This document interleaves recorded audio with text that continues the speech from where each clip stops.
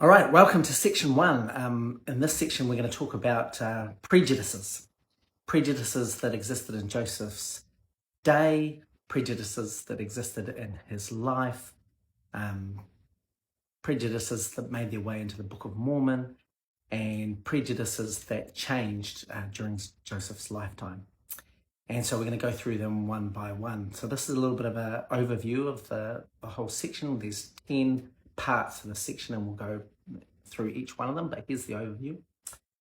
So if you have a look at this here, you can see that I've grouped Book of Mormon prejudices into three categories: secular society, religious groups, and king and kingdoms.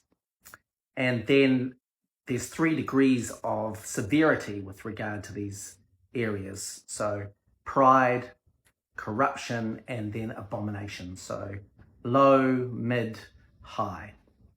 And so in the secular society, you can see there's the pride there is costly apparel, the corruption is persecution of the poor, and the abomination is secret combinations. Religious groups are the pride is fine buildings, the corruption is priestcrafts or preaching for money, and then the abomination is the church of the devil.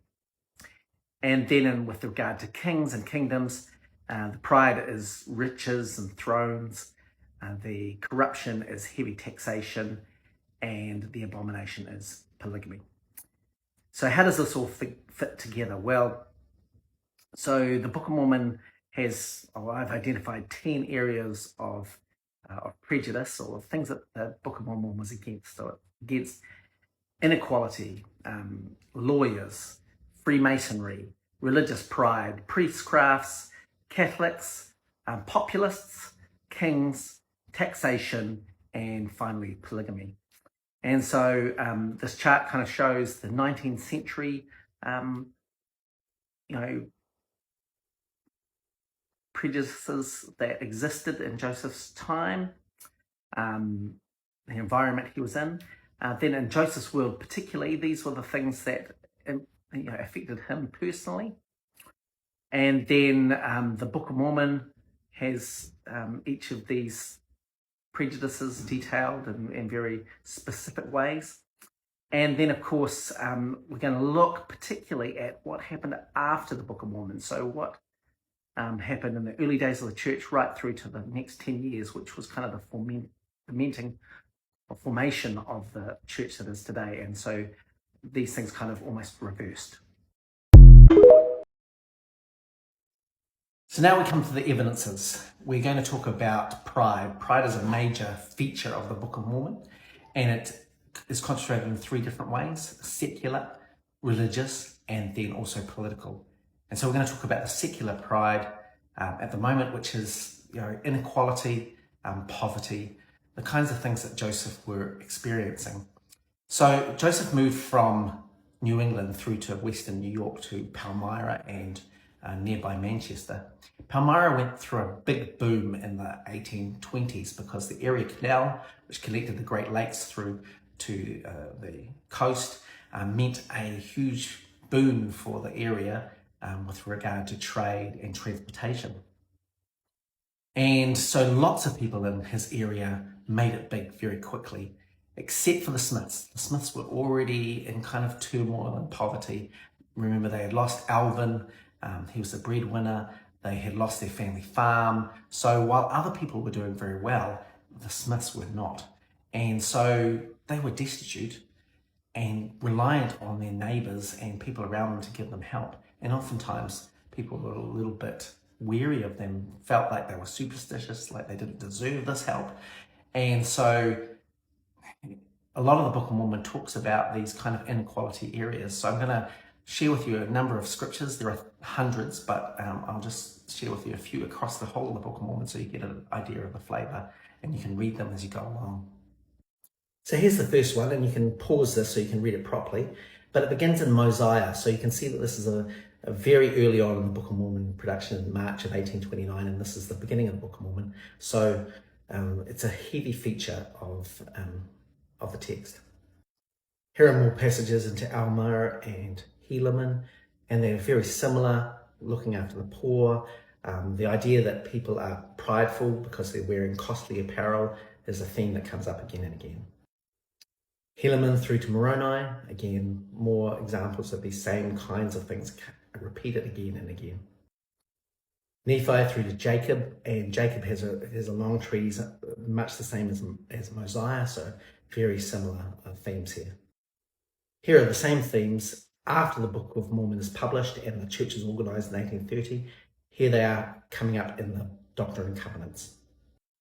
Here's the pivot in 1833, where Joseph doesn't have some answers to some of the tough stuff that's happening, and so the Lord blames the saints, blames the members who are in destitution. And here's an example from 1841 where the opposite to the Book of Mormon is happening. Now the membership are being commanded to build Joseph a house to set him apart from everybody else. And here's the overview. Right, onto the second prejudice. So this is secular corruption. The Book of Mormon text talks about secular corruption in a number of ways. Firstly, kind of anti-classism, anti-elitism, anti-lawyers, and this kind of idea of anti-corruption.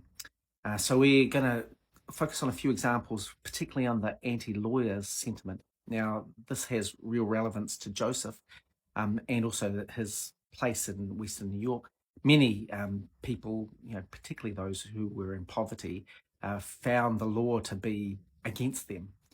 And certainly because of Joseph's treasure digging, he went to court in 1826 and then again in 1829. So he had already been to court twice and felt like he was being persecuted against. And that feeling came up in the Book of Mormon again and again. Anti-lawyer sentiment appears early in the Book of Mormon in Alma, talking about contentions between lawyers and the prophets of the time. Pause the video so you can read this in its entirety, but that Alma 11:20 is pointed. Lawyers' sole purpose is to get gain. They stir up people to drum up business. More references to Helaman and then to 3rd Nephi, showing these things, anti-classism, anti-lawyers, that anti-elite kind of rhetoric that Joseph Smith felt. And again, more anti-lawyer sentiment, Moroni and the end of the Book of Mormon. Mormon 8:35 talks about seeing Joseph stay and confirming and validating this lawyer narrative, this classism, elitist narrative, and Jacob also going on that same tangent. We see this in the beginning of the Doctrine and Covenants, formation of the church, this idea of the law being a problem, and the early church members had a number of run-ins with the law. There is a pivot point by 1836, the church trying to get out of debt from the building of the Kirtland Temple, started a bank. It was actually an anti-bank because they couldn't get a charter. And so the law kind of disabled them and it ended very badly. And so the saints and Joseph knew that things had to be different. So in constructing the charter for Nauvoo City in 1840, Joseph heavily relied on lawyers, and particularly John C. Bennett, to formulate great protections in the law.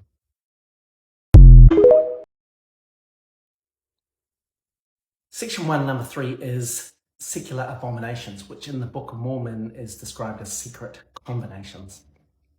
This was a feature of Joseph's life. In 1826, near his home, a guy called William Morgan, who was a Freemason, threatened to expose the secrets of Freemasonry and went missing, presumed murdered.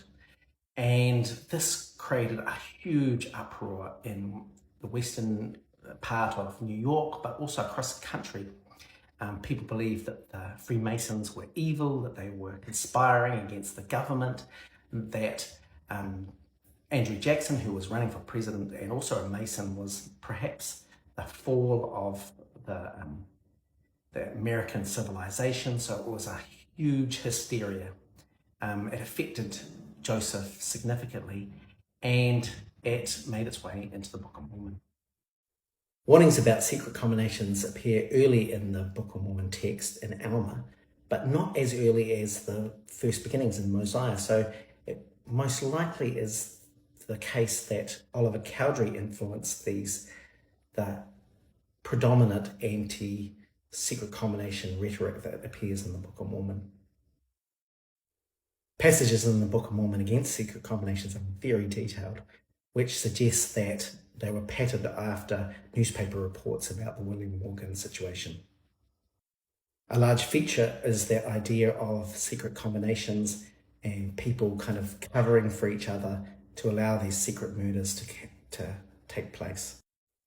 And they just go on and on and on.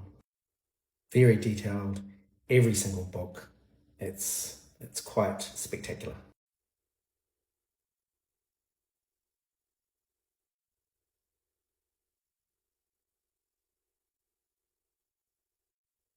The Book of Ether particularly uses secret combinations as the mechanism by which that Jaredite civilization have their downfall.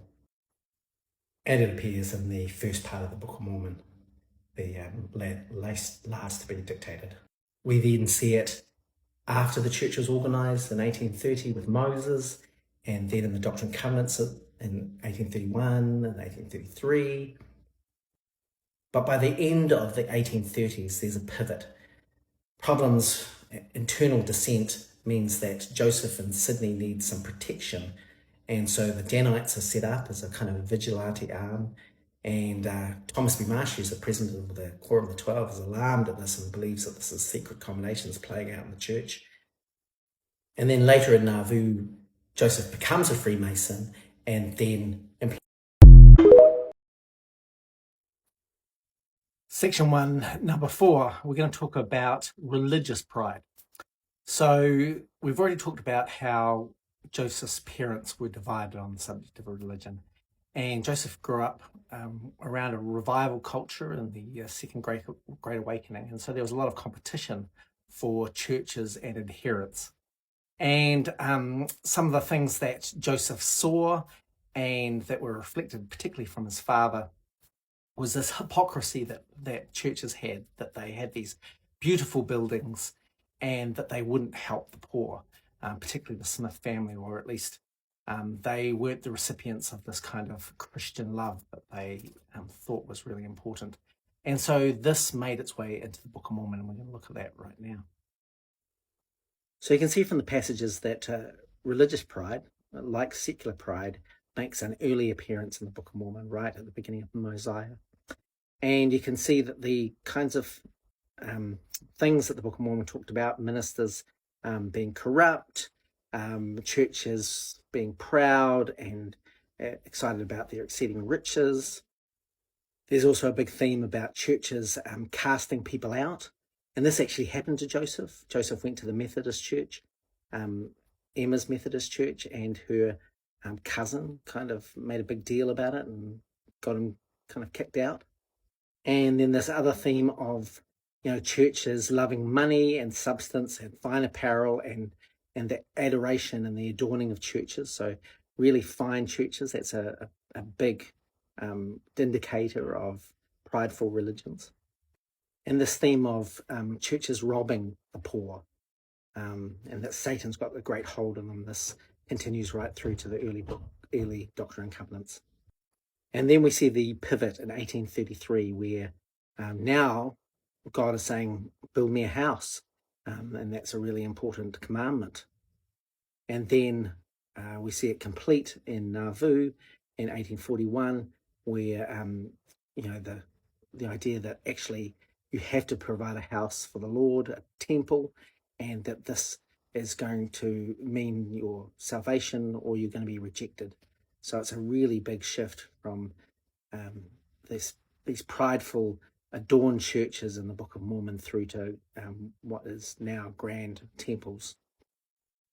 And lastly, you see that progression from being cast out in 1828 through to that kind of condemnation of fine sanctuaries in the Book of Mormon, through to the early D&C, which is quite humble in the church, and then Kirtland Temple, and then the Nauvoo Temple. And so there's quite a change. So along with concerns about religious pride, there's a real concern about religious corruption, which is the idea that priests and ministers are profiting off their teaching. And this in the Book of Mormon is called priestcraft, or ministers getting paid. And so there's a really big theme in the Book of Mormon against paid ministry. The idea that if ministers are getting paid, they can't help but be corrupt. And also in a converse kind of argument showing the way that ministers could be just involved and not be paid. And so I'm going to show you those scriptures now. Like religious pride, priestcraft come up early in the Book of Mormon and it becomes a major theme. And there's this correlation again and again that priestcraft means false prophets. And that just like the corrupt secular society with lawyers, corrupt priests cause strife and contention between their membership. And this seems to mirror what's happening in Joseph's home. And this goes right through to the end of the Book of Mormon, or the end of the dictation, into 1st and 2nd Nephi. And then we see the opposite. And again, this begins in Mosiah, so we know it's early, that true preachers, true people of God are sacrificing themselves without any want or need for support. And an important understanding of this is that preachers are just the same as their parishioners. The members and the ministers are equal. But in the new church, this idea of priestcrafts comes really quickly because Joseph presumably understands that he needs some kind of sustenance and he doesn't want to be labouring alongside people, or at least he's too busy to do that. And so he gets revelation really quickly that he should be supported and that his family should be supported, even though, and even in D&C 33, which is October of 1830, this idea of priestcrafts as perverse is still prevalent. Oliver and Joseph fall out over this because Oliver recognizes it as priestcrafts, that he doesn't believe this should be a part of the church. But by 1831, Joseph is receiving a number of revelations that he should be supported, that the saints should provide for him. And then in 1835, he, part of the administration of the church, makes allowances for Joseph Smith Sr. to get paid as the patriarch. So that kind of link is complete and people are paid today. Section 1, number 6, anti-Catholics. So there's quite a bit of anti-Catholic rhetoric in the Book of Mormon. And this is not entirely surprising because 19th century America was built, or America in general was built on Protestants. And so there was a strong anti-Catholic presence in New York and New England. But the one curious thing about anti-Catholic rhetoric in the Book of Mormon is it came quite late in the piece. Anti-Catholic material doesn't make an appearance in the Book of Mormon till the very end. Mormon, Moroni, 1st and 2nd Nephi. And this was the time when Joseph and Oliver moved the Book of Mormon project and the dictation to the Whitmer farm in Fayette, New York. So it's likely that actually the anti-Catholic material that's in the Book of Mormon is influenced by the Whitmers more than anything else. The Catholic Church is described as the great and abominable church, the mother of abominations, the mother of harlots, the church of the devil, and it's quite specific in lots of passages in 1st and 2nd Nephi. So anti-Catholic sentiment continues through into the early Doctrine and Covenants in 1829 and 1830 and 1832, with the same kind of terms that were used in the Book of Mormon. But then something curious happens. In 1836, Joseph is in Massachusetts and he visits the burned out, charred remains of a Catholic convent who had been the subject of a great deal of persecution. and he was moved. It felt like the kind of persecution the Saints were getting in Missouri in 1833, and so he completely flipped. Suddenly, God stopped talking about the Church of the Devil in the Doctrine and Covenants, and it was never mentioned again. But even more importantly, the Nauvoo City Ordinance welcomed Catholics. In 1843, Joseph made a speech about religious freedom, and he specifically talked about the Catholics and their rights. And so things completely turned on its head. It should be noted by this time as well, Whitmers had left the church, so there wasn't really any reason to keep on this path of anti-Catholicism.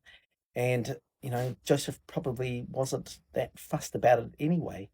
In his early days, he didn't distinguish between Catholics and Protestants like others of his time. He just saw them all as the bad guys.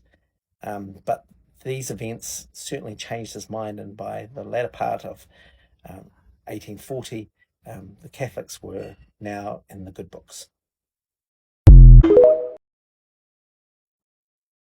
Section 1, number 7, anti-populist.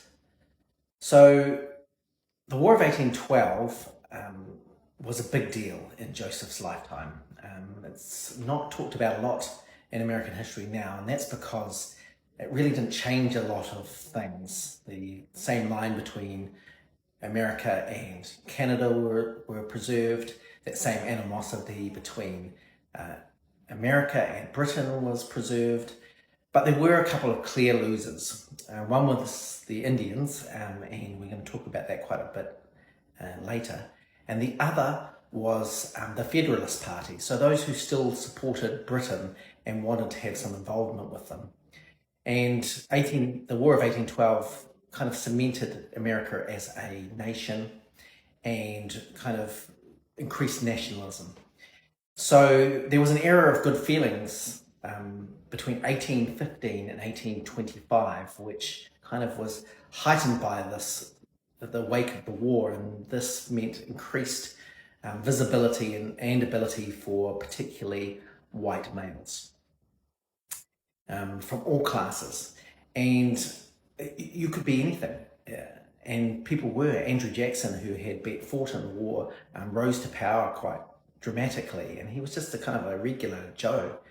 But for Joseph and his family, they didn't kind of get this uptick, and they saw charismatic people around their communities increasing, and they did not. And so this makes its way into the Book of Mormon, and we'll show you how. Here's another example of a prejudice that appears early in the Book of Mormon. So this is in Mosiah, and it talks about these kind of charismatic people that draw away the masses. So people with cunning and craftiness who use flattery, and this comes up again and again in the Book of Mormon. These people often want to be king. They are using their charisma to draw people away into sects and groups, and are often fighting against the government. Their methods are consistent across the whole of the Book of Mormon, and the language is very similar. And they're a good example of pride and corruption kind of working together for the detriment of the people.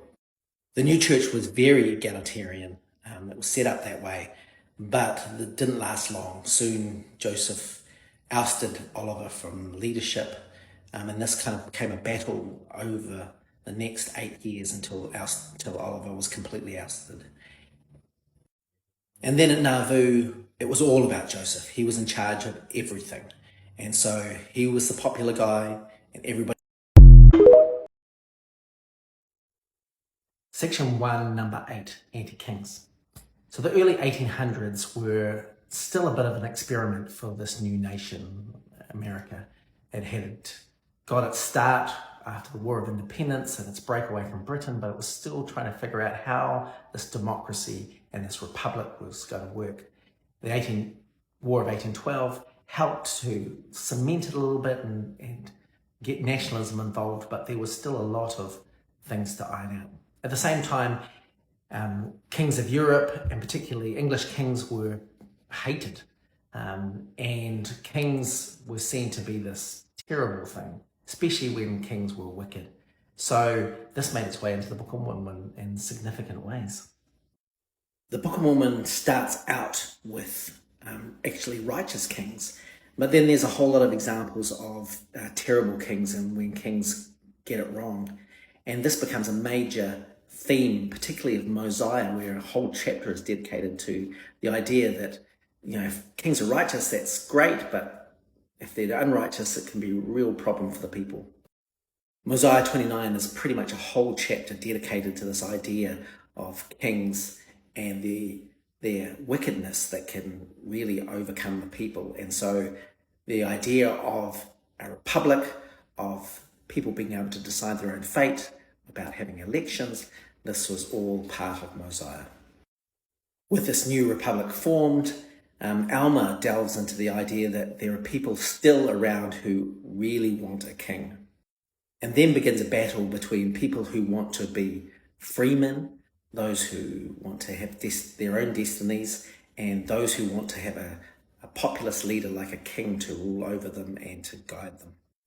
This battle is the underpinning of a lot of the conflict in this early part of the Book of Mormon. The plight of kings is also a really big theme of the Book of Ether, and it also makes its way into the first part of the Book of Mormon, the last part to be written from Nephi, where he identifies the land is going to be a land of liberty. So it's really talking about America, not Canada or Mexico or South America. The early church operated under a system of democracy called common consent, where people had the right to decide what were the things that they were going to follow and do. But this caused all kinds of schisms in the church, and so it soon was superseded. Joseph set up many councils that he was the head of, and one of those councils, the Council of 50, crowned him king. Section 1, number 9. We're going to talk about tax today and bondage, because these things are also linked to kings, and it was the biggest kind of issue that the new America had with Britain, was that idea of paying tribute to British royalty, to basically subsidise their immoral lives. And the other part of that was that taxes were part of this bondage, this suppression that particularly royalty had over people.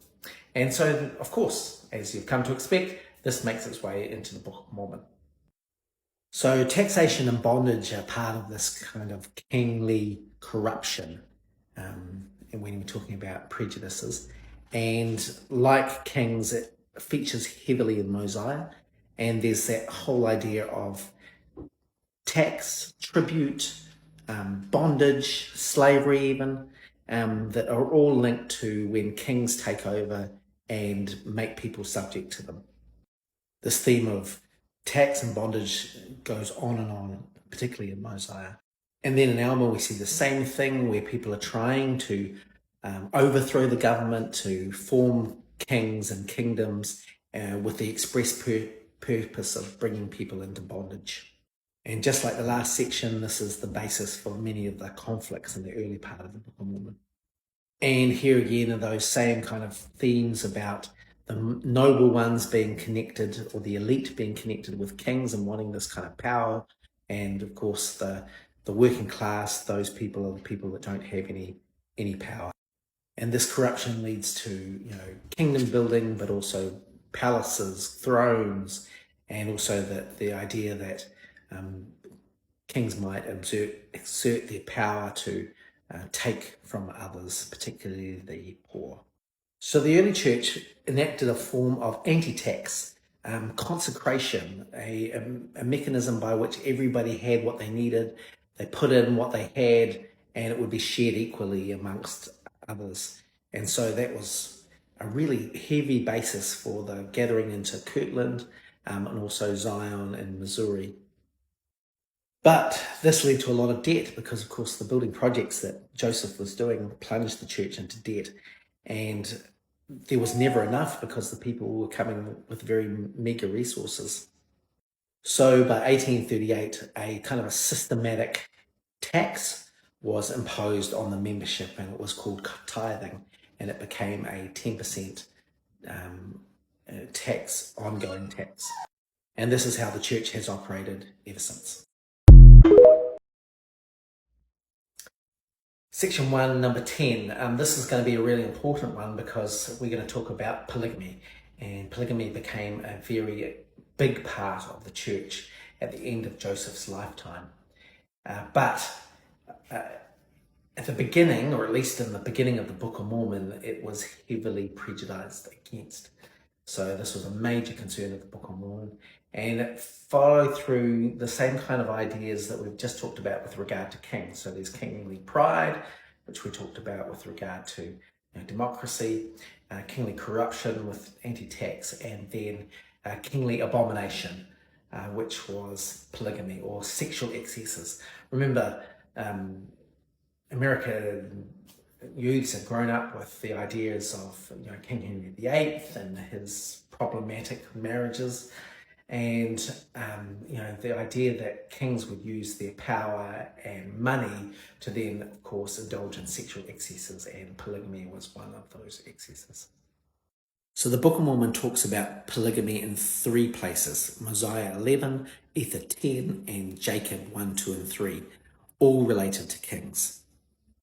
The common theme is that there's wives and concubines, that this is an abomination, that this is whoredom. It's really detailed. Jacob 2 is the most detailed, where it really sets out the problems, the ramifications, and the idea that God is totally against polygamy. And this features in the early Doctrine and Covenants. It's affirmed with the idea that marriage should be between one man and one wife. So again, this is being reaffirmed. Plus 2, Joseph did an inspired version of the Bible. He didn't utilize the opportunity to expand polygamy or suggest that it was good in any way. But in 1833 or 34, Joseph had a liaison with his housekeeper, who was quite young, Fanny Alger, and Oliver Cowdery, his number 2, felt like this was a really bad thing. It was an affair. He described it as an affair. Joseph claimed that it was polygamy. But either way, in 1835, Oliver penned D&C 101, which basically reaffirmed the idea that polygamy was wrong and that marriage was between one man and one woman. But after 1838, when Oliver was ousted, Joseph started practicing polygamy more and more, particularly in Nauvoo, and this became a whole big saga that we'll talk about later. And then in 1843, he penned Doctrine and Covenants 132, which set out polygamy as the standard and epitome of the church. All right, I hope you've had fun and learned a lot from looking at prejudices in the Book of Mormon.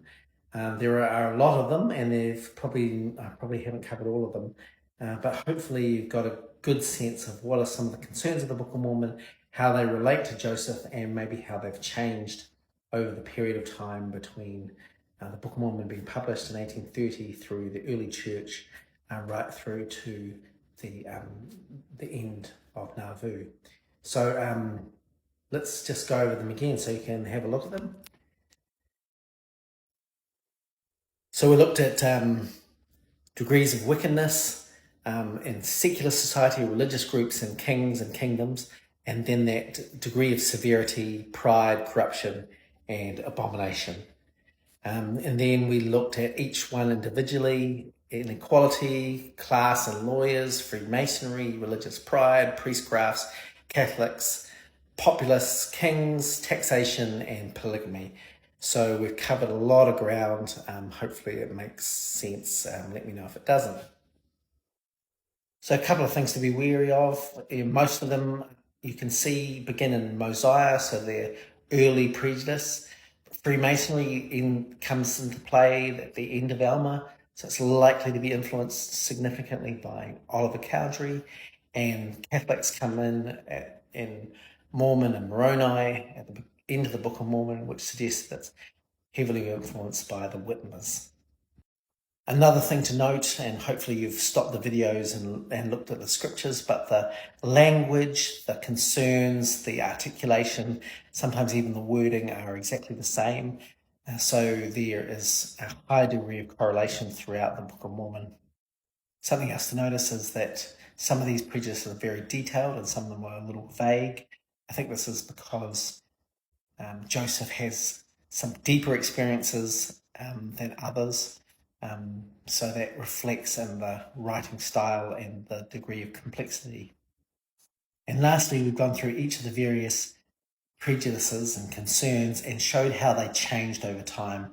And we can see that they generally were present in Joseph's life prior to the Book of Mormon. They impacted the Book of Mormon in significant ways, and they were present often in the early Doctrine and Covenants. But then there's some pivotal situation that changes things, and then there's a bit of a flip, and we see later on in the Doctrine and Covenants and into Nauvoo that things have changed almost opposite. And so that's really a good tell that this was happening to Joseph as his evolution was progressing.